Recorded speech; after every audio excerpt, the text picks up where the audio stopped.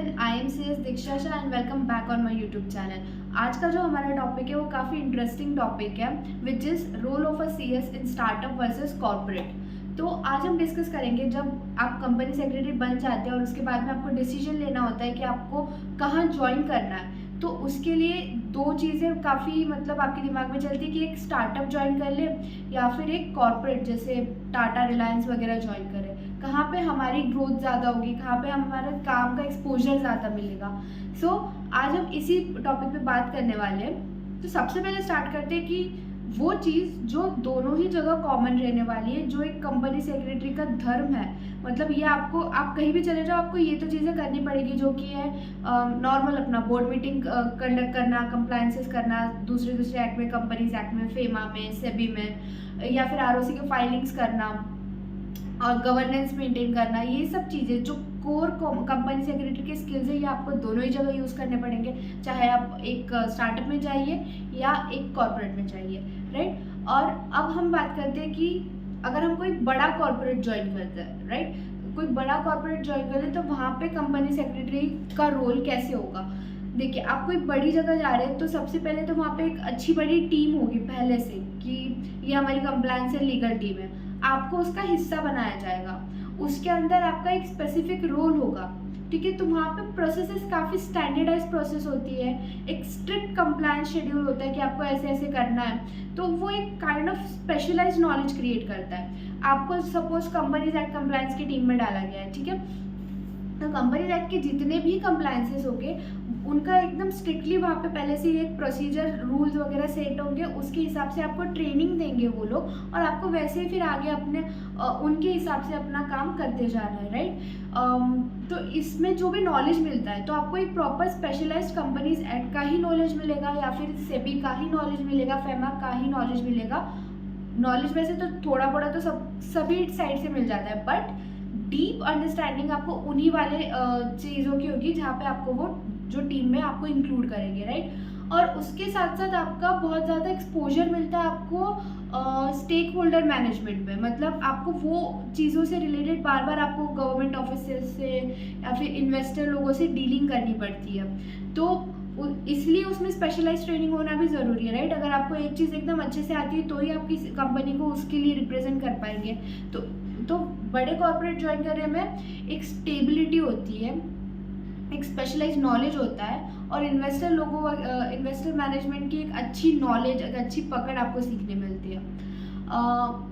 इसी बारे में अगर हम स्टार्टअप की तरफ देखते हैं अगर जाकर, तो स्टार्टअप में क्या होता है कि स्टार्टअप एक ऐसी कंपनी होती है जो बहुत ग्रोइंग स्टेज पे होती है, राइट। बहुत इनिशियल स्टेज पे आप उधर एज अ कंपनी सेक्रेटरी अगर अपॉइंट होते हो, तो हो सकता है कि पूरे ऑर्गेनाइजेशन में सिर्फ एक आप ही ऐसे इंसान है जो कंप्लायंस ऑफिसर है। तो आपको सिर्फ कंपनी सेक्रेटरी नहीं, आपको वहाँ पे एचआर का रोल करना पड़ सकता है, एडमिन का रोल करना पड़ सकता है, या दूसरा कोई छोटा मोटा अकाउंट्स वगैरह भी आपको थोड़ा बहुत उसमें अपने इनपुट्स देने पड़ सकते हैं। तो एक ऑलराउंडर काइंड ऑफ फील्ड में आपको काम करना होता है, जबकि कॉर्पोरेट में आपको एक स्पेशलाइज नॉलेज मिलता है, और यहाँ पे आपको एक मल्टीटास्किंग इंसान बन के हर जगह पे जाना होता है, इनिशिएट करना पड़ता है, खुद इंडिपेंडेंटली वर्क करना पड़ता है। यहाँ पे कोई सिस्टम नहीं होता है, आप अकेले इंसान होते हैं जिसको कंप्लायंस पूरा अपने कंधों पे उसका बोझा उठाकर आगे बढ़ना होता है। तो अगर आप में बहुत ज़्यादा हिम्मत और इंडिपेंडेंटली काम करने का वो जज्बा है, तो ही आप स्टार्टअप ज्वाइन कर सकते हैं, राइट। तो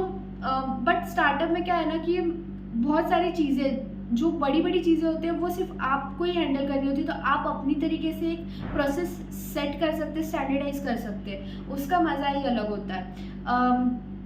वहाँ पे जो भी प्रोसेसेस होगी आपको स्क्रैच से स्टार्ट करनी पड़ेगी, आपको ही कैलेंडर्स बनाने पड़ेंगे कि हम ये कंप्लायंस हमको करने हैं, ये एक्ट के अंदर करने हैं, ये हमें एप्लीकेबल है नहीं है। फिर को फाउंडर के आपको ड्राफ्टिंग, को फाउंडर के जो अग्रीमेंट्स होते हैं वो ड्राफ्ट करने मिलेंगे, ईसॉप मैनेज करने मिलेगा, या फिर फंड रेजिंग की ड्यू डिलीजेंस करने मिलेंगे। ऐसी सब चीज़ें आपको एक स्टार्टअप में सीखने मिल सकती है, और इसका भी एक्सपोजर बहुत ज़्यादा वास्ट होता है।